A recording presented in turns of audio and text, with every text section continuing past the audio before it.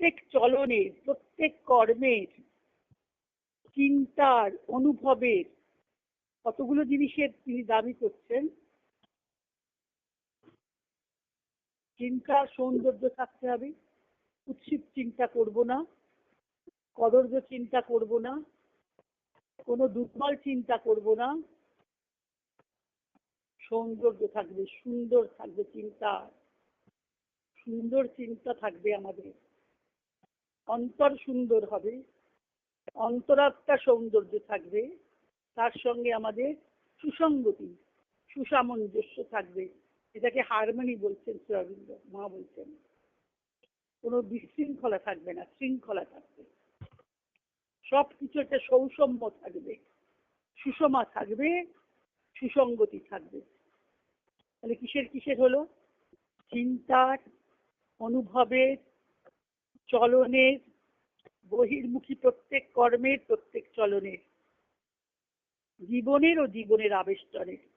এখন এইগুলো আমাদের কি করে সৌন্দর্য আসবে, কি করে সুসঙ্গতি আমরা সাধন করব, সেই জন্য আমরা শ্রী চণ্ডীর আধ্যাত্মিক যে ব্যাখ্যা সাধন সমর, সেটা একটু অনুধ্যান করতে পারি।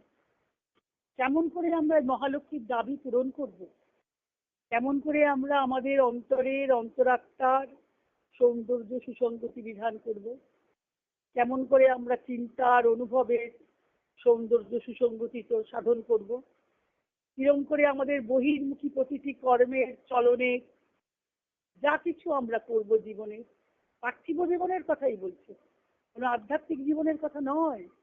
পার্থিব জীবনেই আমাদেরকে সৌন্দর্য সুসঙ্গতি সম্পন্ন করতে হবে, আর জীবনকে সুন্দর করতে হবে, এবং জীবনের আবেষ্টনীটাও সৌন্দর্য থাকবে, সুসঙ্গতি থাকবে। কোনো কিছু এলোমেলো এখানে হবে না, সবটা একটা শৃঙ্খলাবদ্ধ থাকবে, সবকিছু একটা সুন্দর করে। ওই জন্য মা বলেছিলেন না, যে একজন মানুষের ড্রয়ারটা দেখলে বোঝা যায় তার স্বভাবটা কেমন, প্রকৃতি কেমন, অগোছালো কিনা, এলোমেলো কিনা। তাই এখানে আমাদের এলোমেলো হওয়ার কারণটা কি, আমাদের অজ্ঞানতার কারণটি কি শুরু করি আমরা একদম বিষ্ণু গ্রন্থি দিয়ে, মধ্যম চরিত্র প্রথম থেকেই যে ঋষি কথা দিয়ে শুরু করি।